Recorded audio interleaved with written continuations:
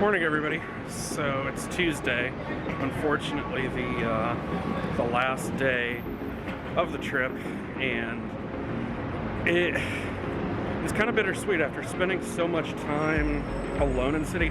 Prior trips I've gone with people, or like come here and had like a fully stacked itinerary, things to do, and here's this and that. And this one was more of a whatever I wanted to do, because I was alone and I was kind of able to just wing it and do what I wanted and, change plans whenever. And it felt like living here in a way.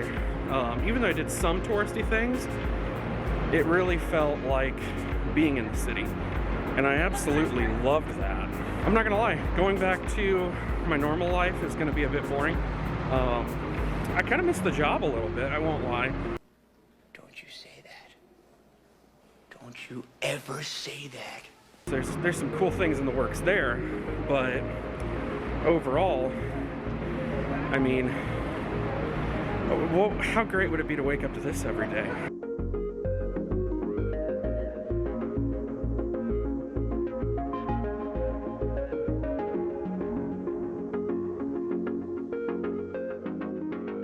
All right, so off the train from 42nd Grand Central, took the 7 from basically the Broadway area, so right below Times Square, just east.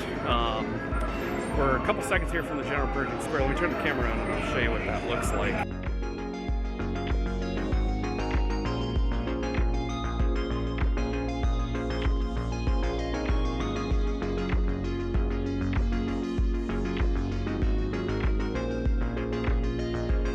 This has to definitely be pandemic related. All of the normal shops that you would see on the sides are gone, and it is eerily quiet. But come take a look. This is about to be a view.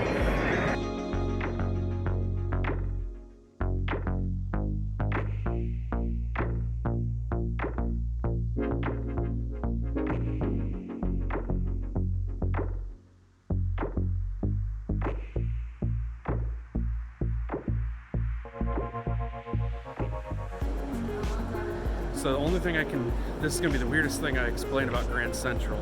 The floors are soft. Like, that fresh, waxed, like after the gym floor, like your shoes are just gliding.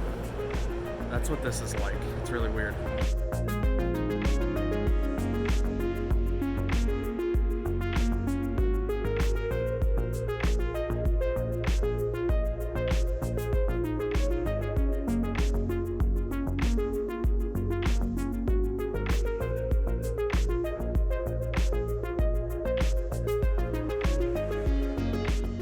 There's only one real detractor in the entire Grand Central. These guys get a whole balcony. Why?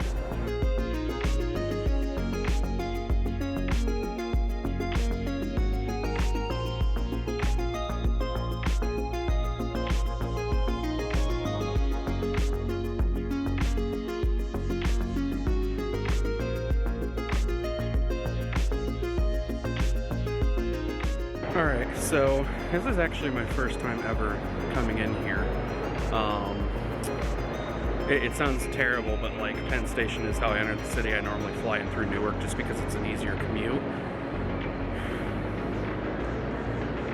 I knew this place had an opulence to it, and it was built that way to be that magnificent, timeless structure. Wow. If you've never been here, make a visit. We made this. This is beautiful.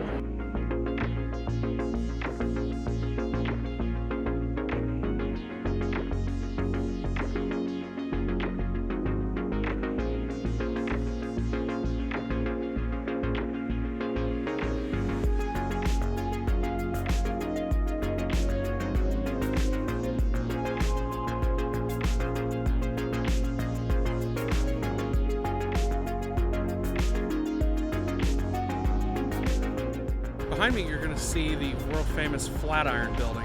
I'm on the corner of 25th and 5th Ave, and basically the easiest way to get here is actually to take the Empire State Building on 5th, just take it all the way down. You're actually going to see it when you're at the Empire State Building.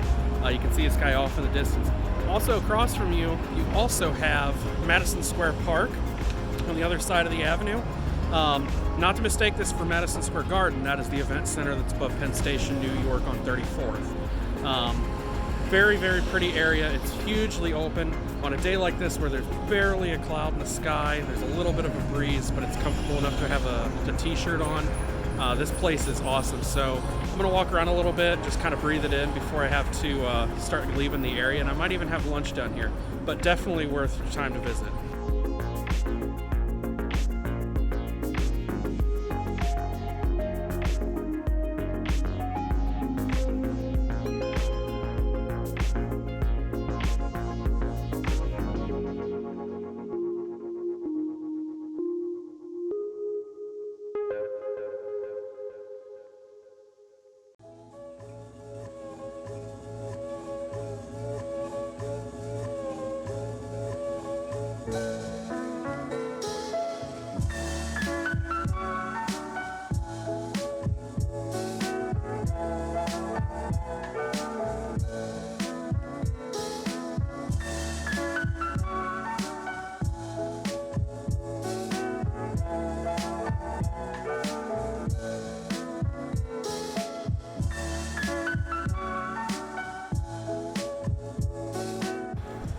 Alright, and probably one of what most people think is an absolute ridiculous stop to make in a fantastic city like this. Behind me is the Red Ball Garage. This is the famous starting point for the Cannonball Run, which is basically the coast-to-coast race in a car to get from this spot in New York City all the way to the Portofino over in California. To put it into perspective, the current record is like 25 hours, 29 minutes, set by a 2016 Audi S6, I believe. But like I said, it leaves right here, and I have to get all the way out of New York, blitz all the way across the entire transcontinental US, and get there without basically getting arrested. So it's an absolute blistering speed, but I wanted to see it for myself. It's a really cool stop. But yeah, Red Ball Garage, it's off 31st and Park. If you like cars, visit this. It's kind of neat.